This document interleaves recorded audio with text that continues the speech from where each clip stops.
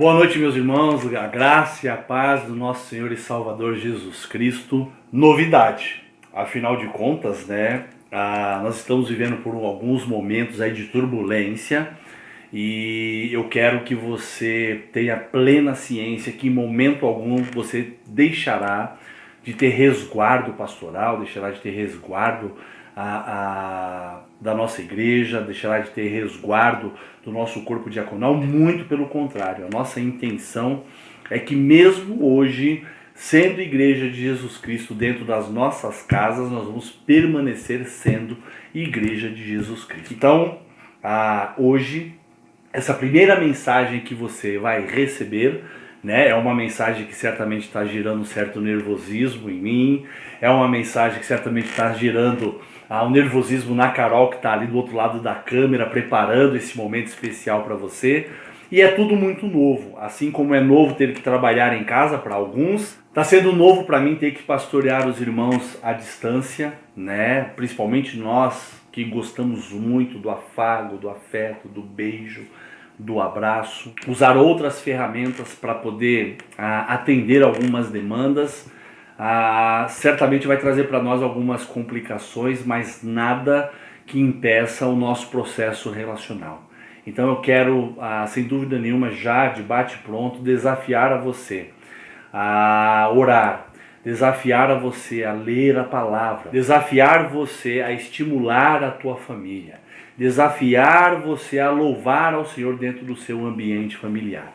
Afinal de contas, a igreja, quando ela inicia exatamente em lares. E hoje nós vamos ter a oportunidade de vivenciar um pouquinho de como se iniciou um dia as igrejas. Estamos tendo hoje talvez um privilégio gigante com toda essa onda que está acontecendo, o privilégio de retomar as nossas raízes, as nossas bases cristãs e de alguma forma sentir um pouquinho do que aqueles nossos irmãos no início da igreja tiveram a oportunidade de sentir também. Então, os próximos dias serão dias complexos, serão dias difíceis, mas não serão dias que nós não teremos a presença do nosso Deus. Não serão dias que nós não teremos a presença daqueles que nós amamos. Não serão dias que nos afastarão, muito pelo contrário. Esses próximos dias irão gerar no nosso coração uma saudade tão tremenda que eu tenho certeza que você não vai ver a hora de encontrar os seus irmãos em Cristo e dar aquele abraço gostoso.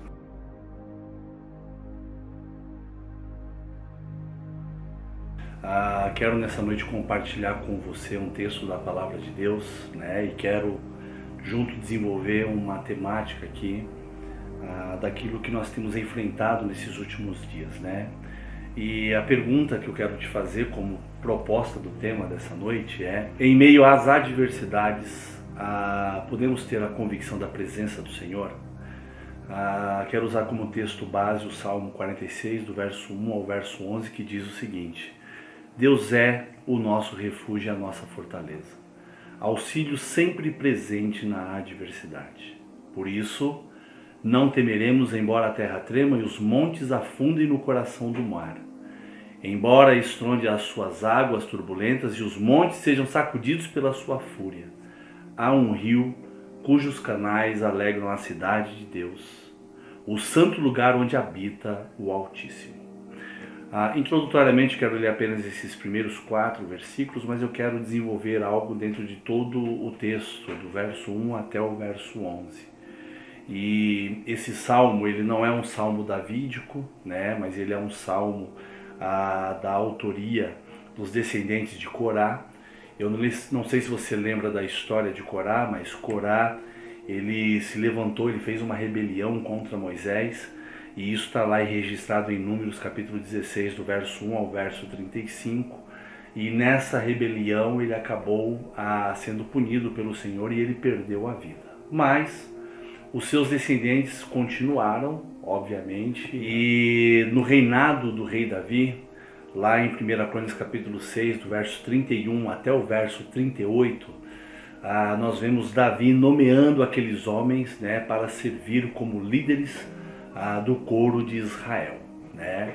mas eu quero aprender algumas lições fundamentais com esse salmo, né? Afinal de contas, esse salmo ele deixa em evidência uma fé expressa por um livramento concedido pelo Senhor ao seu povo. Provavelmente ou foi em um momento de batalha, ou foi um momento de sítio terrível, onde o povo de Israel estava ali sendo sitiado, e eles entenderam e sentiram de fato a presença do Senhor. Esse salmo ele traz uma curiosidade para nós, né? Martinho Lutero, quando fez a leitura desse salmo, esse salmo trouxe a ele uma inspiração, e lá em 1517 ele escreveu o hino a Castelo Forte, né? Castelo Forte é o nosso Deus, e dentro deste hino ele trouxe muitas evidências. A gente poderia fazer uma exegese do próprio hino para ter uma compreensão do que o texto traz para nós, né? Mas eu quero ver junto com vocês 3 momentos especiais que esse salmo traz para nós, né? Indicando, né, pela própria referência do que a palavra de Deus coloca à nossa disposição, 3 momentos de intervalo. Você vai ver na sua Bíblia, né, que do verso 1 até o verso 3 tem uma pausa lá, ou vai estar escrito no finalzinho entre parênteses, sei lá. Na Nova Versão Internacional vai estar a pausa. Depois do verso 4 ao verso 7, uma nova pausa, e do verso 8 ao verso 11, uma outra pausa, né? Isso deixa para nós claro que esse salmo é um salmo de louvor, é um interlúdio onde ele traz para nós lições significativas, mas ele mostra momentos distintos. E eu quero aprender com vocês então, dentro da estrutura que esse salmo propõe para nós, né? 3 lições que eu entendo ser fundamentais contidas nesse salmo, tá ok? A primeira delas é: nós devemos celebrar a Deus porque Ele é a nossa defesa, mesmo que a terra seja abalada, ou mesmo que as nossas vidas, o nosso lar, passe por algum momento complexo, algum momento difícil. E certamente, né, esse vídeo aqui ele está motivando, deixando claro uma gravação por conta de uma adversidade, de um problema, de uma situação que nós temos passado agora como sociedade, né? E pensando dentro desse contexto, né, a gente vai ver no verso 1 que Deus, Ele é refúgio e fortaleza, né? E nós podemos entender que esse Senhor, Ele é uma fortaleza impenetrável, tá? Os salmos usam por várias vezes essa imagem de Deus como uma fortaleza. Ele descreve Deus como uma fortaleza. Isso era um costume lá do Oriente Médio, né? As cidades, quando elas eram construídas normalmente num ambiente alto, onde se tinha toda uma visão. Se por um acaso os inimigos fossem chegar, ali já se tinha visão privilegiada, normalmente com altas muralhas para sua defesa. Assim, não havia cidade que tivesse uma estrutura defensiva impenetrável. De alguma forma, quando o inimigo vinha, talvez por várias estratégias ou várias maneiras de estudar o espaço e o ambiente, acabavam penetrando e entrando ali em guerra. Mas aqui o salmista fala de um Deus que Ele é essa fortaleza e Ele é um porto seguro. Ele é um Senhor que tem total domínio sobre aquilo que de alguma forma possa nos afligir. E aí nós vamos ver lá no verso 2 e no verso 3, que mesmo que a terra trema ou que os montes afundem, né, esse Senhor, Ele é um Deus que tem o domínio sobre todos esses detalhes. Diz assim a palavra do Senhor no verso 3: embora estronde as suas águas turbulentas e os montes sejam sacudidos pela sua fúria. E aí nós vamos ter aquela primeira pausa. Os termos do versículo 2 e do verso 3, né, elevam a ação de Deus em um nível cósmico, um domínio total sobre aquilo que muitas vezes nós não temos a mínima condição ou ideia de mensurar. E aí eu estava pensando dentro desse contexto e fiz alguns questionamentos, né? Primeiro desses questionamentos: e se a batalha não fosse apenas uma guerra comum, né? Com armas comuns? Segunda pergunta: e se fizessem parte da guerra as montanhas, os mares, que esses se movessem, ou que esses rugissem, ou que o próprio mar viesse no processo de destruição? Tá ok? A pergunta é: isso faria alguma diferença em relação ao Deus que nós servimos e o poder que Ele tem dentro daquilo que Ele trabalha em cada um de nós, né?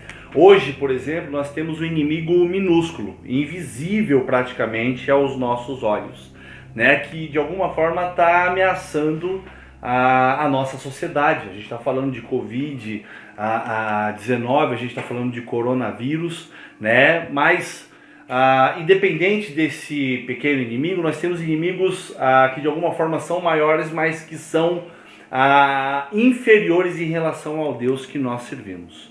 Mas a pergunta que não podemos deixar de fazer é: quando deixamos de ter um inimigo invisível? E aí eu te respondo, né? Há um inimigo invisível que possui um desejo enorme em afastar eu e você da nossa relação com Deus, e esse inimigo se chama diabo, atrelado junto com os seus demônios, e de alguma forma ele trabalha para tentar fazer com que a nossa relação com Deus que nós servimos possa ser de alguma forma abalada. O mundo hoje está vivendo um processo de medo, né? Estamos entrando em confinamento, as pessoas estão ficando em casa, os comércios estão fechando, né? As empresas estão liberando seus funcionários para trabalhar em suas casas, alguns estão tendo férias coletivas, tudo isso em função de um inimigo invisível muito pequeno que está ceifando vidas. Imagina então um inimigo que não é tão pequeno assim, mas que é inferior ao Deus que nós servimos, que se levanta todos os dias contra a nossa alma, tentando nos amedrontar e mostrar o quanto nós somos frágeis. Esse Salmo 46, ele deixa muito claro que a nossa fragilidade ela tem um reforço todo especial, porque Deus está à frente de nós. E nós precisamos ter essa ciência. Com isso, então, eu vejo um segundo aspecto, aprendo uma segunda lição fundamental para as nossas vidas, ainda baseada nesse salmo. A palavra de Deus nos diz que o nosso Deus, ele é refrigério e ele é consolo aos nossos corações. E mais do que isso, ele é a certeza de defesa, mesmo que nações se enfureçam e elas se levantem contra nós. Mesmo que as adversidades do mundo se levantem e venham contra nós. Mesmo que as adversidades das potestades do mal venham contra nós e se levante contra nós, nós temos um Deus que está à frente de cada um de nós. No verso 4 e no verso 5, a palavra de Deus diz que há um rio cujos canais alegram a cidade de Deus, o santo lugar onde habita o Altíssimo. Deus nela está e ela não será, em hipótese alguma, abalada. Deus vem em seu auxílio desde o romper da manhã. O povo de Deus não tem, em hipótese alguma, um redentor ausente. Nós não temos um Deus distante, um Deus transcendente, muito pelo contrário. Nós temos um Deus completamente imanente, fazendo parte das nossas vidas. Uma defesa que só está presente algumas vezes não nos traz essa segurança, mas Deus ele não está algumas vezes presente. Ele está permanentemente no nosso meio, porque Deus habita no meio do seu povo. Consequentemente, a sua proteção merece com toda clareza a nossa confiança. Então, quando eu olho para o verso 6 e para o verso 7, eu ainda vejo que o Senhor dos Exércitos, como a palavra de Deus diz, ele está conosco, permanentemente nos acompanhando. Algumas nações podem se levantar contra nós, reinos podem vir nos abalar, e ele, o Senhor, ergue a voz e essa terra, como diz a palavra, se derrete. O Senhor dos Exércitos está conosco, ele é o Deus de Jacó, a nossa torre segura. E aqui nós vemos uma segunda pausa dentro daquilo que o texto tem para apresentar para nós. Essas palavras, essa última parte aqui, o Deus dos Exércitos está conosco, o Deus de Jacó é a nossa torre segura. Essas palavras formam um refrão e elas têm um emparelhamento com as palavras do versículo 11, que se repete novamente. tá ok? Esse refrão, ele mostra o tamanho do louvor que nós precisamos dedicar ao nosso Deus, porque Ele é todo-poderoso, Ele faz parte da nossa vida, Ele é o comandante dos exércitos celestiais. Por haver escolhido habitar com os descendentes de Jacó, automaticamente também se tornando presente e habitando nas nossas vidas. Afinal de contas, eu e você não podemos nos esquecer que nós somos esse povo de Deus. Esse povo que caminha com o Senhor, esse povo que representa o nosso Senhor. Então, se ele fez isso com Jacó, fez isso com Israel, como então não poderia proteger cada um de nós, sendo nós esse povo, essa representação? Então isso me faz entender o quanto você pode ter a confiança da segurança dessa atuação, desse cuidado, desse zelo no qual o Senhor se coloca permanentemente à disposição de cada um de nós. Ele é um Deus de graça, Ele é um Deus de misericórdia, Ele é um Deus presente, Ele é um Deus que de fato faz questão de se relacionar conosco e estar presente cotidianamente dentro de cada um de nós. E com isso, então, eu vou para o terceiro aspecto que a palavra de Deus apresenta para nós, na terceira sentença, na terceira estrofe que esse salmo traz para nós. E a terceira lição que eu aprendo é, nós podemos ter a certeza da proteção de Deus como defesa. Confiamos que Ele estará à nossa frente, sempre. E eu quero aqui trazer e deixar em evidência a grandeza de Deus. Em alguns momentos nós vamos enfrentar desolações, mas o salmista ele diz, olha, venham, vejam as obras do Senhor. Está lá no verso 8.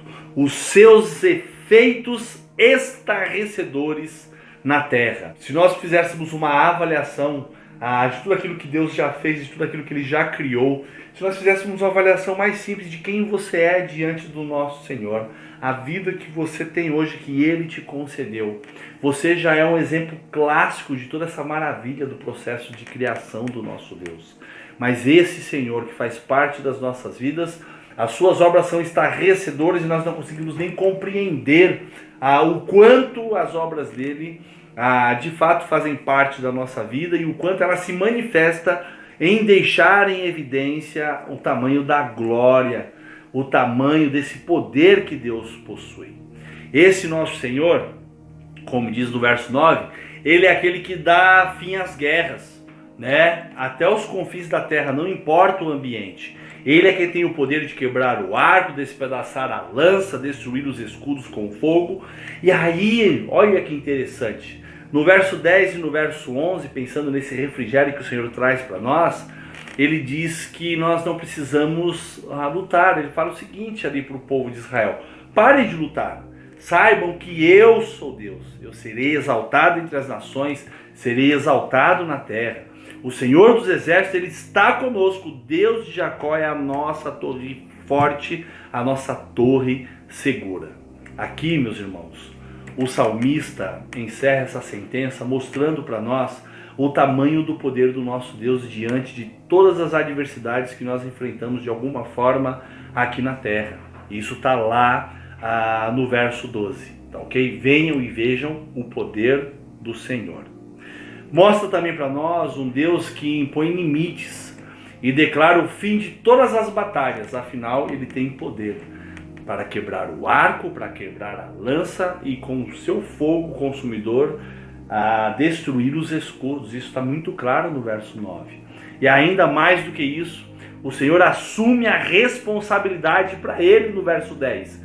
Parem de lutar, preste atenção, eu sou Deus, deixe comigo que eu, de alguma forma, vou resolver.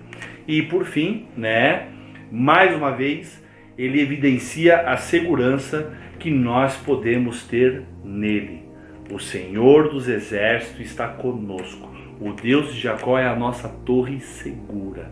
Então eu gostaria de, nessa noite, desafiar você a entregar a sua vida, as suas necessidades, as tribulações que de repente estão batendo hoje na sua porta, nas mãos desse Senhor, que tem poder sobre todas as circunstâncias, que tem poder sobre todas as adversidades, que tem poder sim, sobre os inimigos invisíveis que nós não conseguimos nem ter uma ideia ou uma noção, porque Ele é Deus e Ele sabe sim de todas as coisas e Ele tem poder sobre todos os detalhes que fazem parte da nossa vida. Concluo afirmando que não há nada melhor do que ter a convicção de que o nosso Deus está no controle total sobre tudo aquilo que nós enfrentamos dentro do nosso cotidiano. Hoje no mundo nós estamos vivendo uma crise. Sim, nós estamos vivendo uma crise. Mas não existe nada melhor do que saber que mesmo enfrentando essas crises que o mundo hoje tem colocado diante de nós, né? Sabemos que nós temos um Deus do nosso lado. Um Deus que, independente da luta, independente das circunstâncias que nós enfrentemos, independente das dificuldades que venham a bater na nossa porta, nós podemos ter a convicção de que nós, em momento algum, estamos só. Porque o nosso Deus, Ele assume as responsabilidades e Ele sempre, sempre e sempre vai à frente de cada um de nós. Nessa noite, então, eu quero lhe desafiar. Primeiro desafio a, de fato, confiar nas mãos do Senhor, seja quaisquer que sejam as situações, seja qualquer que seja a adversidade. Talvez seja uma questão familiar, talvez seja de fato uma questão de saúde, talvez seja uma questão emocional, provavelmente uma questão material. Então meu desafio é que você entregue isso nas mãos do Senhor. O segundo detalhe, né, é que você confie nesse Deus, né? Não apenas deposite nas mãos dele, mas confie no Senhor. Porque como a palavra de Deus já nos falou aqui durante todo esse texto, Ele tem total disposição em estar à frente para realizar a obra, para fazer a diferença. E não existe nada melhor do que ter a convicção de que o nosso Deus, Ele tem poder sobre todas as circunstâncias. Sobre aquilo que é palpável, né? E sobre aquilo também que não é palpável. Tudo aquilo que de alguma forma nós não conseguimos ter um controle. Porque o campo espiritual, quem tem o controle total é o nosso Senhor. Então, meu segundo desafio é que você confie nas mãos desse Senhor. E o meu terceiro e último é que você espere a vontade do Senhor. Porque se você entregar, se você confiar e tiver a convicção de que Deus vai realizar a obra, então você vai ter a paciência, a tranquilidade de esperar o momento certo, porque você vai ter a convicção no seu coração que o tempo do Senhor será o tempo perfeito para a sua vida, para a minha vida, para essa igreja, para o mundo em que nós estamos inseridos e por aqueles que ainda de alguma forma serão alcançadas por todo esse cuidado, por todo esse zelo e por essa proteção. Que Deus assim nos abençoe. Tenha uma ótima noite na presença do nosso Senhor e que a sua semana seja uma semana de convicção em relação a quem Deus é na sua vida. Deus abençoe.